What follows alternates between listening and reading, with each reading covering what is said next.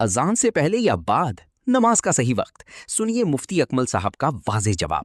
ये बहन ने फरमाया कि क्या अजान बाज़ औक़ात अजान होती है और ये खातून है, खातून से कर रही है, क्या हम अजान के फौरन बाद नमाज पढ़ सकते हैं? देखें, एक है जायज़ और नाजायज़, एक होता है अफजल और गैर अफजल। जायज़ और नाजायज़ के एतबार से तो बिल्कुल जायज़ है कि जैसी अजान हो आप फौरन नमाज पढ़ दें, बिल्कुल जायज़ है। लेकिन अगर अफजल और गैर अफजल का मामला पूछेंगी तो इसमें तफसील होगी। वो इस तरह के फजर की या जब अजान होती है तो औरत के लिए फजर की अजान के फौरन बाद नमाज पढ़ना अफजल है, क्योंकि उस टाइम अंधेरा अंधेरा होता है और औरत का अंधेरे में नमाज पढ़ना अफजल। जोहर की नमाज में औरत के लिए अफजल है कि करीबी मस्जिद में मर्दों की जमात के खत्म होने का इंतजार कर ले, इसके बाद जोहर की नमाज पढ़े। इसी तरह अगर जुमे का दिन है तो मर्दों की जुमे की नमाज के खत्म होने का इंतजार कर ले, इसके बाद जोहर पढ़ना औरत। असर के अंदर भी ऐसा ही है कि असर के अंदर अगर अब मतलब और आलूद नहीं है, बादल वगैरह नहीं है, तो मर्दों की जमात के खत्म होने का इंतजार करने के बाद फिर औरत नमाज पढ़े, ये अफजल है। लेकिन मगरिब के अंदर वही फजर वाला मामला है कि जैसी अजान हो फौरन औरत को चाहिए कि नमाज पढ़ ले। और इशा में फिर वही जोहर और असर वाला मामला है कि मर्दों की जमात के खत्म होने का इंतजार कर ले तो ज्यादा बेहतर है, उसके बाद पढ़ेंगी तो अफजल। तो मालूम ये हुआ कि पांचों नमाजों में अजान के फौरन बाद पढ़ना जायज तो है, इसका कोई इनकार नहीं है, लेकिन बाज़ सूरतों में सवाब कम हो जाएगा, बाज़ सूरतों में सवाब पूरा मिलेगा। इसलिए अच्छा और मुकम्मल सवाब हासिल करने के लिए अगर कोई बहन वक्त का इंतजार करके, जैसे जिनमें थोड़ा देर से नमाज पढ़ना अफजल है, उनमें देर से नमाज पढ़ेंगी तो ज़्यादा सवाब मिले। बहरहाल बाज़ औक़ात बहनों की मजबूरी भी होती है, वो चाहती हैं कि अजान के फ़ौरन बाद नमाज से फारिग हो जाएं ताकि फिर घर के कामों में मसरूफ़ रहकर बस औक़ात नमाज की तरफ तवज्जो नहीं रहती है। तो ये एक बहुत ही बेहतरीन ख्याल है। तो इससे बेहतर कि इंसान भूल के नमाज कज़ा कर दे, तो बेहतर है कि अफजल को चाहे तर्क कर दे लेकिन नमाज को जरूर अदा करे, ये ज्यादा बेहतर। तो गरीब होते हैं बाज़ बेचारे, बड़ी मुश्किल से सफ़र हज करने पे वो कादिर होते हैं, उनको अपने साथ खाना खिला लें, उनको कोई चीज़ ख़रीद कर दे दें। कोई और आप देखें कोई आदमी बेचारा परेशान हाल है, उसके पास चीज़ नहीं है, वो लेकर दे दें। ये तमाम सदक़ात में शुमार होंगे और इंशाअल्लाह आपको बहुत सवाब मिलेगा। आखिरी सवाल का जवाब देता हूँ लेकिन मुख्तसर से एक ब्रेक के बाद। बिस्मिल्लाहिर्रहमानिर्रहीम। बहन ने आखिरी क्वेश्चन किया था कि जैसे हज का एहराम पहन रहे हो, बल्कि उम्रे का भी आप ले लें, नियत करने से पहले एहराम पर खुशबू लगाना शरन बिल्कुल जायज़ होता है और जितना मर्ज़ी आप खुशबू लगाएं। लेकिन औरतों के लिए जैसे कि हदीस में मुमानाअत है कि ऐसी खुशबू ना लगाएं कि वो फैले और गैर मर्दों तक पहुँचे, इसलिए वो ऐसी खुशबू लगाएं कि ज़्यादा ना फैले। मर्द ऐसी खुशबू लगा सकते हैं जो फैले। वैसे वहाँ जब आप 8 ज़ुल्हिज्जा को एहराम पहनेंगे, कितनी भी खुशबू लगा लें थोड़ी देर में ज़ाइल हो जाती है, क्योंकि आपको मिना जाना होता है, रश है, गर्मी है, धूप है, वो सब उड़ जाती है। तो बहरहाल आप खुशबू लगा सकते हैं नियत से पहले और उसको शरन जायज़ है। एक ही बहन ने क्वेश्चन किया था, ये बाहर के मुल्क से था, कि बाज़ औक़ात स्कूल वाले हमारे बच्चों को ट्रिप पर लेकर जाते हैं और यानी ज़ू ले गए कभी, और इस तरह म्यूज़ियम में ले जाते हैं। तो चूँकि बच्चे बहुत ज़्यादा होते हैं तो बाज़ औक़ात टीचर्स पेरेंट्स को ऑफ़र करते हैं कि आप भी हमारे साथ चल लें ताकि बच्चों को संभालना आसान हो जाए। अब ये क्वेश्चन कर रही हैं कि हमारे जो बच्चों को लेके जाता है वो एक गैर मुस्लिम मेल टीचर है, तो क्या मैं उसके साथ जा सकती हूँ या नहीं। और ये कहती हैं कि चूँकि मेरी जॉब नहीं है, तो उन्हें पता है कि जॉब नहीं है, तो वो जब ऑफ़र करते हैं तो इनकार करना भी मुश्किल हो जाता है। क्या हुक्म शरअ होगा। देखें, अगर तो शहर से बाहर नहीं जाते, यानी 92 किलोमीटर दूर, जिसको सफ़र कहते हैं, शरई सफ़र ऐसा नहीं है, बल्कि इलाके के अंदर ही होते हैं, सिटी के अंदर ही होते हैं, तो बहरहाल खातून निकल सकती है। लेकिन इसमें चंद शराइत हैं। पहली बात तो ये कि आप बापर्दा होनी चाहिए, यानी कम अज़ कम अपने जिस्म को कवर करके साथ स्कार्फ वगैरह आपने पहना हो। सेकंड ये कि शौहर की परमिशन के साथ निकलें, ठीक है ना। और फिर ये कि और भी आपके साथ यकीनन वालिदैन होंगे, ऐसा नहीं है कि आप अकेले निकल रही हैं, लेकिन इसके बावजूद ये कोशिश करें कि कभी भी उस गैर मुस्लिम टीचर के साथ तन्हाई वगैरह ना हो, अब बच्चों के साथ साथ ही रहें, तो इसकी गुंजाइश बिल्कुल है। एक इन्होंने कहा कि वो सफ़र से पहले कुछ पढ़ता है, अपनी कोई दुआएं वगैरह, तो हम नहीं पढ़ते, हम अपनी अरबिक दुआएं पढ़ते हैं। तो ये बिल्कुल ठीक करती हैं आप। वो अगर पढ़ाई भी कोई ऐसी चीज़, तो हो सकता है कि आपको समझ में ना आए और कलिमात कुफ्र व शिर्क हो, तो उससे आप बचें। बहरहाल अपनी आप अरबिक दुआएं पढ़ें, इसमें कोई हरज नहीं है। एक बहन ने फरमाया कि मेरे शौहर मुझे तलाक का इरादा रखते हैं और शायद अनकरीब दे देंगे, और मैं उससे पहले ही बर्थ कंट्रोल की मेडिसिन्स ले रही हूँ, जिससे पिछले महीने मेरा हैज़ नहीं आया और अब मुझे नहीं पता कि कब मेरा हैज़ आएगा। چنانچہ اب اگر وہ مجھے طلاق دے دیتے ہیں تو میں عدت کیسے گزاروں گی، اس کے بارے میں بتائیں۔ دیکھیں اگر شوہر اللہ نہ کرے کہ آپ کی طلاقیں ہوں اور آپ کی اچھی انڈرسٹینڈنگ ہو جائے، طلاق لے کے کیا کریں گی، کسی اور شوہر کے پاس جائیں گی، وہ اس سے خراب مل جائے تو، اسی طرح شوہر حضرات سے میری گزارش ہے کہ آپ دوسری شادی کریں گے، وہ عورت پہلے سے زیادہ خطرناک مل گئی تو کوشش کریں کہ ایک کمپرومائز کریں۔ بہرحال آپ کا ہیڈک ہے، آپ کے مسائل زیادہ بہتر سمجھتے ہیں۔ جب شوہر جیسے ہی الفاظ طلاق منہ سے ادا کرے گا یا لکھوائے گا، فوراً طلاق پڑ جائے گی اور عدت اسٹارٹ ہو جائے گی۔ اور چونکہ آپ کو حیض آتا ہے، اگرچہ آپ نے وہ برتھ کنٹرول کی وجہ سے حیض رکا ہوا ہے، آپ ذوات الحیض کہلائیں گی، یعنی حیض والی عورتیں۔ آپ کی مدت عدت بنے گی 3 حیض، وہ چاہے 3 مہینوں میں ہو جائے، چاہے 3 سال کے اندر۔ اب آپ وہ جب اگر خدا نخواستہ طلاق ہو جاتی ہے تو آپ میڈیسن وغیرہ چھوڑ دیں اور انتظار کریں، عدت اسٹارٹ ہو جائے گی۔ جب پہلا حیض آئے گا سمجھ لیں یہ عدت کا اسٹارٹ ہے۔ لیکن چونکہ آپ نے اپنے لیے خطرناک معاملہ کر رکھا ہے تو جو پہلے کے جتنے دن ہوں گے اس میں بھی آپ کو عدت کی پابندی اختیار کرنی ہے۔ پھر اس حیض کے بعد دوسرا اور پھر تیسرا جب حیض کمپلیٹ ہوگا تو آپ کی عدت تمام ہوگی۔ انہوں نے یہ کویسچن کیا تھا کہ اگر کہ ایسا صحیح ہے کہ میاں بیوی الگ الگ گھر کے اندر بغیر طلاق کے رہ لیں تو کیا یہ الگ الگ رہنے سے بھی طلاق واقع ہو جاتی ہے؟ تو نہیں بہن، اس سے نہیں ہوتی، الگ الگ رہ سکتے ہیں۔ اگر انڈرسٹینڈنگ نہیں ہے، لڑائی جھگڑا ہوتا ہے، فتنہ فساد ہوتا ہے تو الگ الگ رہائش رکھی جا سکتی ہے، لیکن چاہے 100 سال آپ علیحدہ رہیں، اس سے طلاق کے واقع ہونے کا کوئی تعلق نہیں، یہ شوہر کے دینے سے ہی ہوگی، لہٰذا علیحدہ رہنے سے آپ مطلقہ نہیں ہوں گی، ان کے نکاح میں باقی رہیں گی۔ ایک کالر ہمارے ساتھ ہیں، السلام علیکم۔ السلام علیکم مفتی صاحب۔ جی وعلیکم السلام، آپ خیریت سے ہیں؟ اللہ کرم۔ جی مفتی صاحب، یہ سوال کرنا تھا کہ ہماری پھپھو جان نے جو ہے نا حج کے لیے فارم جمع کروائے تھے، تو پھر ان کے شوہر کا انتقال ہو گیا، تو اب کیا وہ عدت کے دوران حج پر جا سکتی ہے اپنے بیٹے کے ساتھ؟ ٹھیک ہے، اور دوسرا یہ سوال ہے کہ جب ہم ظہر کے یا مغرب کسی نماز کے نفل پڑھتے ہیں تو اس نفل پڑھنے سے پہلے کوئی اور قضا نماز پڑھ کے آخر میں نفل پڑھ سکتے ہیں؟ ذرا دوبارہ کہیے گا، ذرا دوسرا کویسچن۔ یہ ظہر کے یا مغرب کے جو بھی ہم نفل پڑھتے ہیں آخری، تو اس نوافل سے پہلے کوئی اور قضا نماز پڑھ کے اینڈ میں نوافل پڑھ سکتے ہیں؟ چلیں ٹھیک ہے، میں عرض کرتا ہوں۔ ایک اور کالر ہیں، السلام علیکم۔ السلام علیکم، شاید لائن ڈراپ ہو گئی ہے۔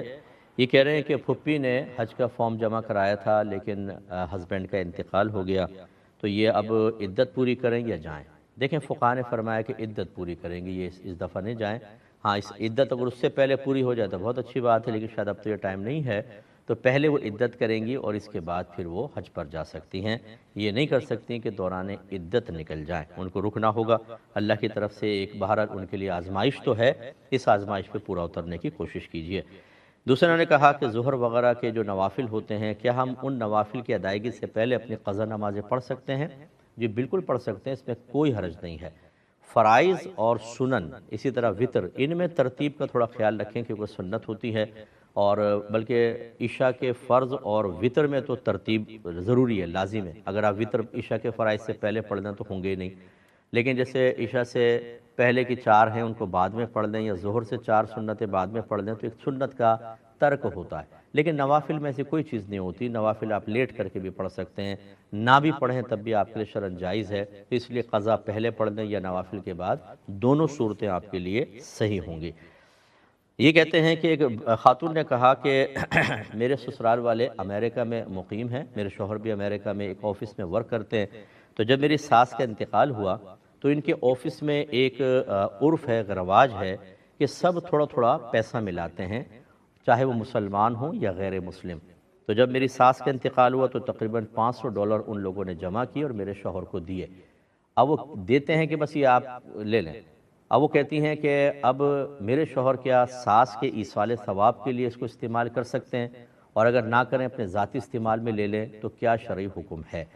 اور کہتے ہیں اسی طریقے سے جب کسی اور کا انتقال ہوتا ہے، چاہے مسلم ہو غیر مسلم، میرے شوہر بھی پیسہ دیتے ہیں، اس کے بارے میں حکم بیان کر دیں۔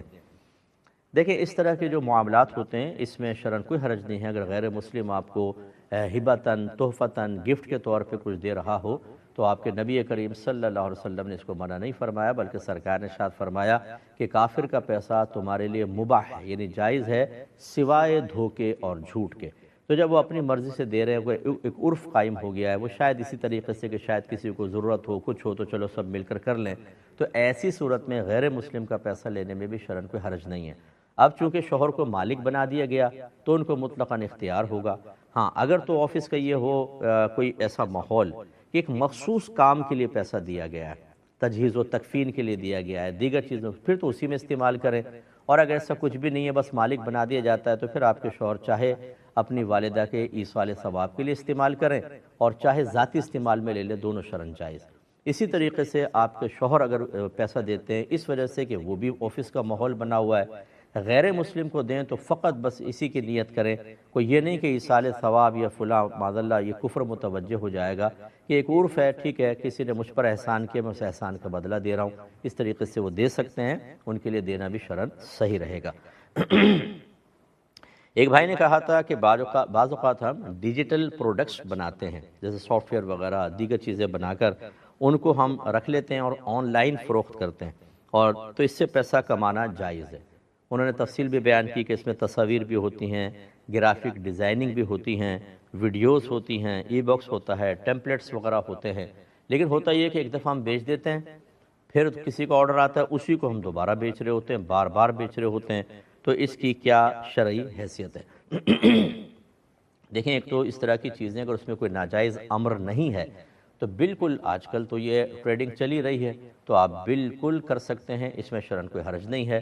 اب یہ سوال کہ اگر میں ایک تصویر ایک بار کسی کو بیچ چکا ہوں تو کیا پھر وہی تصویر کسی اور کو بیچ سکتا ہوں کہ نہیں، تو اس میں بھی کوئی شرعاً حرج نہیں ہے، کیونکہ اس کی کاپی بنتی رہتی ہے، آپ ایک کو دیتے ہیں، پھر دوسرے کو دے دیتے ہیں، تیسری کو دیتے ہیں، تو اس طریقے سے کاپیز بنا کر دینے میں بھی شرعاً کوئی حرج نہیں ہے۔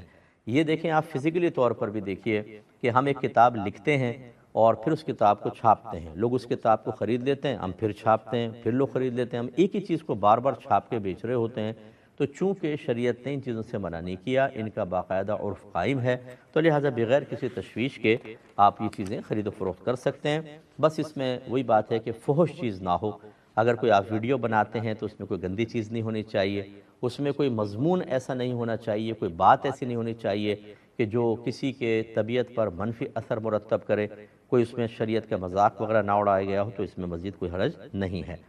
مزید انہوں نے کہا تھا کہ مارکیٹ پلیٹ فارم پر ہم ایڈ لگا کر اپنے پروڈکٹس کو چاہتے ہیں کہ پروموٹ ہوں، تو بعض اوقات اس ایڈ کی وجہ سے ہمیں آرڈر جلدی مل جاتے ہیں اور ہماری چیز آگے آ جاتی ہے اور دوسرے کے پیچھے رہ جاتی ہے، تو اگر دوسرے کے پیچھے رہ گئی تو کیا ہم نے اس کا حق سلب کیا ہے، اس کا کیا حکم ہوگا؟ دیکھیں کوئی حق سلب نہیں کیا، یہ اصل میں الامور بمقاصدہا ایک مشہور ضابطہ ہے کہ تمام معاملات آپ کے قصد و ارادے کے مطابق ہوتے ہیں، یعنی ان کا نتیجہ آپ کے ارادے کے مطابق مرتب ہوگا۔ اگر آپ دوسروں کا حق ہی مارنا چاہتے ہیں کوئی کمائی نہیں میں کما لوں، اور ایسی چلاکیاں کرتے ہیں کہ بیچاروں کے کاروبار خراب کرتے ہیں، اس نیت سے کر رہے ہیں تو یہ نیت کا فساد ہے، اس میں آپ قابل گرفت ہوں گے۔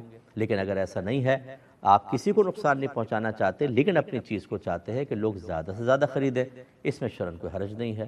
جتنے ٹی وی پر ایڈ چل رہے ہوتے ہیں، کولڈ ڈرنک کے ہیں یا چائے کی پتی کے ہوتے ہیں، ہر ایک چاہتا ہے کہ میری چیز کو زیادہ زیادہ لے، تو اگر یہ قاعدہ قانون بنا لیا جائے کہ آپ کے زیادہ ایڈ چلانے سے دوسرے کا کاروبار متاثر ہو سکتا ہے، لہذا آپ ایڈ ہی نہ چلائیں، تو پھر کیسے کام ہوگا؟ اور کیا آپ کے نہ چلانے سے دوسرا نہ چلائے گا؟ وہ چلائے گا، وہ بھی چلاتا ہے، لیکن بعض اوقات آپ زیادہ کامیاب ہو جاتے ہیں، تو بہرحال اس میں بھی شرعاً کوئی حرج نہیں ہے، آپ کر سکتے ہیں۔ ایک بھائی نے مزید ایک کویسچن کیا تھا کہ میں جس کمپنی میں کام کرتا ہوں، میرا ایک دوست بھی کام کرتا ہے اور وہ ڈیوٹی کے دوران آن لائن ٹریڈنگ کا کام کرتا رہتا ہے، جیسے کرنسی اور سونے وغیرہ کی خرید و فروخت، کیا یہ شرعاً جائز ہے یا نہیں؟ دیکھیں پہلے بھی آپ کو بتایا تھا کہ جب آپ کوئی کمپنی یا ادارہ جوائن کرتے ہیں اور اس میں آپ کا ڈیوٹی ٹائم فکس ہوتا ہے، مثلا 9 بجے آنا ہے، شام کو 5 بجے جانا ہے، تو آپ اجیر خاص کہلاتے ہیں، یعنی آپ اس کے خاص پرٹیکولر امپلائی ہو گئے ہیں۔ اب اس دوران آپ کوئی اپنا نہ ذاتی کام غیر ضروری کر سکتے ہیں، نہ کسی اور کا اجارہ یا کوئی ٹریڈنگ یا کچھ دوسرا کر سکتے ہیں، صرف کمپنی کا کام آپ کو کرنا ہوگا۔ اور فرض کر لیں کمپنی میں کام ہی نہیں ہے، آپ آ گئے ہیں، بیٹھے ہوئے ہیں، بیٹھے رہیں، لیکن آپ ذاتی کام نہیں کر سکتے اور اسی طریقے سے اس طرح کی ٹریڈنگ وغیرہ نہیں کر سکتے. کریں گے تو خلاف سنت اور مکروہ ہوگی اور انسان گناہگار بھی ہوگا کہ آپ وہ ٹائم جو کسی کو بیچ چکے ہیں اس ٹائم کو کسی اور چیز کے اندر استعمال کر رہے ہیں، اور یہ شرعاً جائز نہیں ہوتا. اپنے دوست کو پیار محبت سے سمجھائیے. ایک مختصر سا بریک لیں گے، ہمیں یقین ہے آپ ہمارے ساتھ ہی رہیں گے. بسم اللہ الرحمن الرحیم. ایک بھائی نے کویسچن کیا تھا کہ بعض اوقات چھوٹے بچے یہ جعلی سانپ ہوتے ہیں، ان سے بڑوں کو ڈراتے ہیں، اور بڑے جو ہیں انہیں خوش کرنے کے لیے جھوٹ موٹ ڈرتے ہیں، تو بچے بڑے خوش ہوتے ہیں. تو یہ جھوٹ موٹ ڈرنا کیا یہ شرعاً جائز ہے یا نہیں ہے؟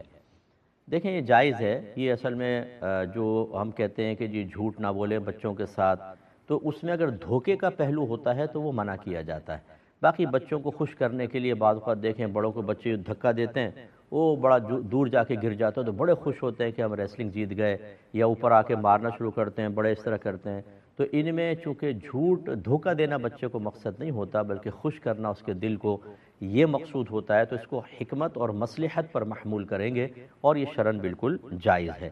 ایک بھائی نے کہا کہ میں نے ایک اپنی گاڑی کا آن لائن سودا کیا، اشتہار ڈالا ہوا تھا، کال آئی تو ایک اسکریپ ڈیلر تھا، اس کو میں نے وہ اپنی گاڑی فون کال پر مثلا 1000 درہم میں بیچ دی.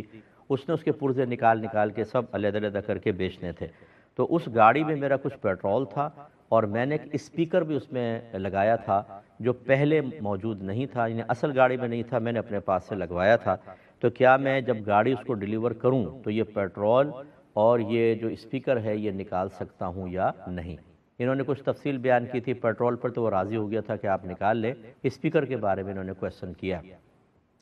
دیکھیں پہلے ایک بات سمجھ لیجئے کہ جب ہم کسی چیز کا سودا کرتے ہیں تو بعض چیزیں اصل شے کے تابع ہوتی ہیں، ان کا ذکر نہ بھی کریں تو وہ ساتھ ہی بکتی ہیں. مثال کے طور پہ جب ہم ایک مکان کا سودا کرتے ہیں تو اس میں جو دروازہ لگا ہوا ہے یہ مکان کے ہی تابع ہوتا ہے. کبھی ایسا ہوا کہ ہم یہ کہتے ہیں کہ گیٹ سارے ہم توڑ کے لے جائیں گے، مکان تمہارا، یا مکان بیچ دیا اور گیٹ توڑنے لگے، وہ کہے کیا کر رہے ہو؟ تو ہم کہیں مکان بیچا ہے، گیٹ کوئی توڑ بیچا تھا تمہیں، کھڑکیاں کوئی بیچی تھی، یہ الیکٹرک کی پوری لائن کوئی بیچی تھی،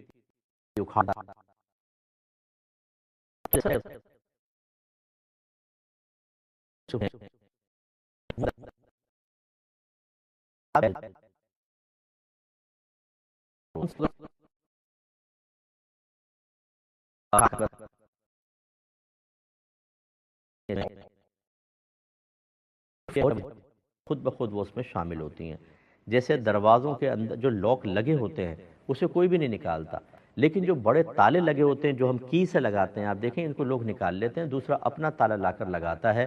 تو اس کا مطلب یہ ہوا کہ جو چیز اصل شے کے ساتھ انتہائی متصل ہوتی ہے، عرفاً ساتھ شامل ہی مانی جاتی ہے، جب آپ سودا کریں تو اگر اس کا علیحدہ ذکر نہ بھی کریں وہ خرید و فروخت میں شامل ہوگی.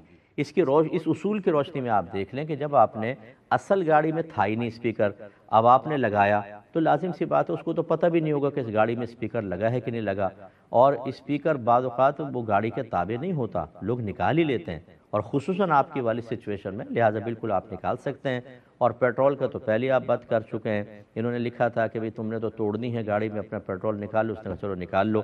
تو پیٹرول بھی آپ اس صورت میں نکال سکتے ہیں اور بغیر بتائے اس کو نکال سکتے ہیں. اسپیکر جیسے اس کو بتانے کی بھی حاجت نہیں، وہ آپ کا ہے، اس کو استعمال کیا جا سکتا ہے. یہ کسی نے مجھے ایک پکچر بھیجی زیور کی، انہوں نے کہا کہ اس زیور میں اوریجنل بلڈ ڈالا گیا ہے، یعنی اصلی خون ڈالا گیا ہے، اس زیور کے اندر ڈالا گیا ہے، اور خون بھی انسان کا ہے. اور کہنے لگے یہ زیور اس لیے بنایا ہے کہ جس سے پیار ہے یا محبت ہے، اپنی محبت کا ثبوت دینے کے لیے وہ بلڈ والا بنا کر وہ تحفتاً دیا ہے، وہ جو محبوبہ ہوں گی وہ پہنیں گی اس کو. تو کہتے ہیں کہ اس کا بنانا کیسا ہے، پہنانا کیسا ہے، پھر اگر اسی میں کوئی نماز ادا کرے تو کیا حکم شرع ہوگا. دیکھیں چونکہ خون اتنی مقدار میں کہ اس میں ڈالا جائے گا، بہے گا، یہ دم مسفوح کہلاتا ہے، بہنے والا خون. یہ بالکل پیشاب کی طرح نجاست غلیظہ ہے، گویا کہ وہ زیور ایک نجاست غلیظہ کے ساتھ بنایا گیا ہے، اور ہماری شریعت نجاست غلیظہ کا اس طرح کا استعمال شرعاً بالکل ممنوع اور حرام رکھتی ہے. تو اس کا بنانا بھی ناجائز، اس کا پہننا بھی ناجائز. اور اگر وہ اسی زیور کو پہن کر کوئی خاتون نماز ادا کریں گی تو اگر وہ اتنی کثیر مقدار میں وہ بلڈ ہے، کیونکہ انہوں نے زیور دکھایا کافی زیادہ اس میں سرخی نظر آ رہی ہے، تو پھر ان کی نماز بھی نہیں ہوگی، بلکہ نماز شروع نہیں ہوگی، کیونکہ 1 درہم سے زائد اگر بلڈ ہوگا تو نماز شروع نہیں ہوگی۔ اور میری گزارش یہ ہے ایسے تمام عشاقان سے کہ محبتوں کے ثبوت دینے کے لیے خون نکال کر نہ دے، شریعت کے اوپر عمل کرے۔ اب یہ شروع کے اندر تو خون بھی نکل رہا ہے، آسمان سے چاند بھی توڑ کر لے آئیں گے، شادی کے 1 سال بعد بچہ پیدا ہوگا، لڑکی کا فگر چینج ہوتا ہے، دیکھ دیکھ کے بور ہو جاتے ہیں، وہی آپس میں فائٹ کر رہے ہوتے ہیں، لڑ رہے ہوتے ہیں۔ پہلے تو آپ بلڈ نکال کر دے رہے تھے، اب اس کا بلڈ نکالنے کے لیے آپ تیار ہو گئے، ایسی صورتحال ہو جاتی ہے۔ تو یہ چونچلے کرنے کی حاجت نہیں ہے، شریعت کے دائر میں رہ کر آپ کوئی اگر تحفہ دینا چاہیں وہ ایک الگ بات ہے، وہ بھی شادی سے پہلے براہ راست لڑکی کو نہیں دے سکتے۔ جیسے پیرنٹس جاتے ہیں لڑکی والوں کو کوئی تحفہ دینے کے لیے عیدی وغیرہ لے کے جاتے ہیں، اس میں کوئی چیز شامل کریں تو ایک الگ بات ہے۔ یہ میں اجازت نہیں دے رہا ہوں کہ لڑکا لڑکی آپس میں ایک دوسرے کو تحفہ دیں نامحرم، یہ بالکل گناہ ہوتا ہے، لیکن اس قسم کی حرکتیں کرنے کا کوئی فائدہ نہیں ہے۔ اس سے اگر آپ محبت کا یقین دلا بھی دیں گے، سامنے والا کوئی اتنا بڑا یقین نہیں کرتا ہے، دوسری چیزوں پہ بلیو ہوتا ہے، وہ آپ سمجھتے ہیں، اور یہ لمبی ایک فہرست ہے جو ہمارا قلیل وقت اس کا متحمل نہیں ہو سکتا۔ ایک بھائی نے فرمایا کہ میں ایک گورنمنٹ آفس میں جاب کرتا ہوں اور ہمارے آفس میں وکیلوں کا بڑا آنا جانا ہوتا ہے، وہ ہر عید پر ملازمین کو عیدی دیتے ہیں، تو یہ عیدی لینا شرعاً جائز ہے یا نہیں ہے؟ وہ کہتے ہیں ہمارے ایک دوست نے منع کیا، اس نے میں ایک واقعہ سنایا کہ نبی کریم صلی اللہ علیہ وسلم نے ایک عامل کو زکوٰۃ جمع کرنے کے لیے بھیجا، وہ گئے، جب زکوٰۃ لی تو ان لوگوں نے کوئی تحفے بھی دیے ہوں گے، انہوں نے آ کے زکوٰۃ جمع کرا دی، تحفہ اپنے پاس رکھا، تو رحمت کونین صلی اللہ علیہ وسلم کو جب پتہ چلا تو آپ نے فرمایا کہ یہ ایسا کیوں کیا؟ تو انہوں نے کہا کہ یہ تو زکوٰۃ دی تھی، تحفہ تو مجھے ملا ہے۔ تو رحمت کونین صلی اللہ علیہ وسلم نے ارشاد فرمایا کہ وہ اپنے والدین کے گھر میں بیٹھ کر رہتا، پھر دیکھتے تحفہ کیسے ملتا۔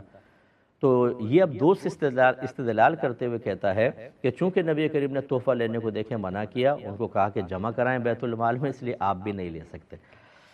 دیکھیں پہلی بات تو یہ کہ ہر ایک مفتی بننے کی کوشش نہ کرے، اگر اتنا ہی آسان ہوتا کہ آپ حدیثوں سے، قرآن سے یا دیگر شرعی مسائل پر قیاس کر کے دوسرے مسئلے نکال سکتے تو بھائی پھر دارالعلوم قائم کرنے کی تو ضرورت ہی نہیں، گھر پہ بیٹھ کے سب کچھ ہو جاتا۔ یہ بالکل غلط استدلال تھا۔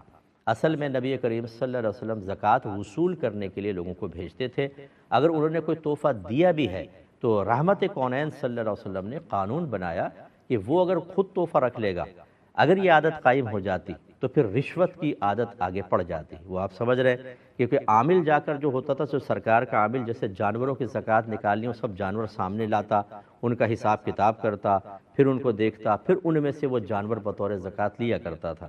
اب اگر وہ گفٹ دے دیں گے تو پھر یہ ہو سکتا ہے آگے یہ معاملات ہوتے کہ اچھے جانوروں کو چھوڑ کر زکوٰۃ کے لیے خراب سے جانور لے لیے، کیونکہ گفٹ ملا ہے۔ اس سے چونکہ خرابیاں پیدا ہوتی، اس لیے میرے آقا صلی اللہ علیہ وسلم نے منع فرمایا۔ اب وہ کہاں وہ زکوٰۃ کا مسئلہ عامل کا، کہاں پہ آپ آفس میں کام کر رہے ہیں، عید آئی اور عید کے اوپر آپ کو عیدی دے دی، اس سے اس کا کہاں سے تعلق ہے؟ اسی سے ظاہر ہوتا ہے کہ جب ایک غیر عالم اپنی حد سے آگے بڑھنے کی کوشش کرتا ہے تو زبردست ٹھوکر کھاتا ہے۔ اور ناراض مت ہوئیے گا جب میں حدیث سناتا ہوں کہ رحمت کونین صلی اللہ علیہ وسلم نے ارشاد فرمایا، جو بغیر علم کے فتویٰ دے یعنی حکم شرع بیان کرے تو اس پر زمین و آسمان کے تمام فرشتے لعنت کرتے ہیں۔ اپنے دوست کو میرا کلپ سنا دے، ناراض نہ ہو، آپ وہ بھی میرا بھائی ہیں، اگر مسلمان ہیں، میں آپ کی اصلاح کے لیے بات کہہ رہا ہوں، اللہ کی بارگاہ میں توبہ کریں اور آئندہ کم از کم دین کے معاملے میں اپنے زبان کو دراز نہ کریں۔ یہ کوئی دنیاوی معاملے نہیں ہے کہ عقل سے حل ہو جائیں، یہ شریعت کے بنائے ہوئے رولز، قوانین، لاز کو فالو کرنا ہوتا ہے، لیمیٹیشنز ہوتی ہیں، ان سب کا لحاظ کر کے پھر مسئلہ نکلتا ہے، یہ اتنا آسان نہیں ہوتا۔ اللہ کی بارگاہ میں توبہ کر لیجئے۔ یہ کہتے ہیں کہ ایک شخص ہے بہت بڑا، وہ دھوکے باز ہے، بہت جھوٹ بولتا ہے، اللہ کی قسمیں کھا کھا کے جھوٹ بول دیتا ہے، منافقت اس میں کوٹ کوٹ کر بھری ہوئی ہے، جب بھی اس کا جھوٹ ہم پکڑ لیتے ہیں تو وہ لڑنا شروع کر دیتا ہے، اور آخر میں کہتا ہے کہ مجھے تو اللہ نے بنایا ہی ایسا ہے، اور کہتا ہے کہ اللہ نے مجھے بنایا، اسی کو پتا ہوگا میں اتنا بڑا جھوٹا کیوں ہوں۔ تو اس کا اس طرح کہنا کیا یہ شرک ہے یا اللہ تبارک و تعالی پر الزام ہے؟ دیکھیں شرک تو نہیں ہے، لیکن اس کی جہالت ہے، حماقت ہے، اللہ تعالیٰ پر بہت بڑا بہتان ہے اور اپنے ایمان کی تباہی کا ذریعہ ہے۔ اس کا یہ کہنا کہ جی اللہ نے تو معاذ اللہ ثم معاذ اللہ مجھے جھوٹا بنایا، اللہ نے تو کسی کو جھوٹا نہیں بنایا ہوتا۔ اللہ تعالیٰ ایک بچے کو پیدا کرتا ہے تو بچہ کیا پیدائش میں پیدا ہوتے ہی جھوٹ بولنا شروع کر دیتا ہے؟ اللہ نے تو سب کو صحیح بنایا ہوتا ہے، ہم گندی چیزیں اختیار کرتے ہیں۔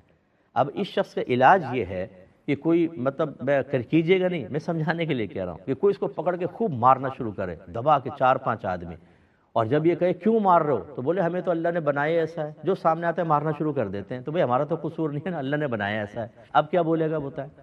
یا اس کی جیب سے سارا پیسہ نکال لو، موٹر سائیکل چھین لو، اسے گھر میں آگ لگا دو اور بولے ہمیں تو بنایا ایسا ہے کہ ہمیں جہاں جاتے ہیں آگ لگانے کو دل چاہتا ہے، اب کیا کریں گے؟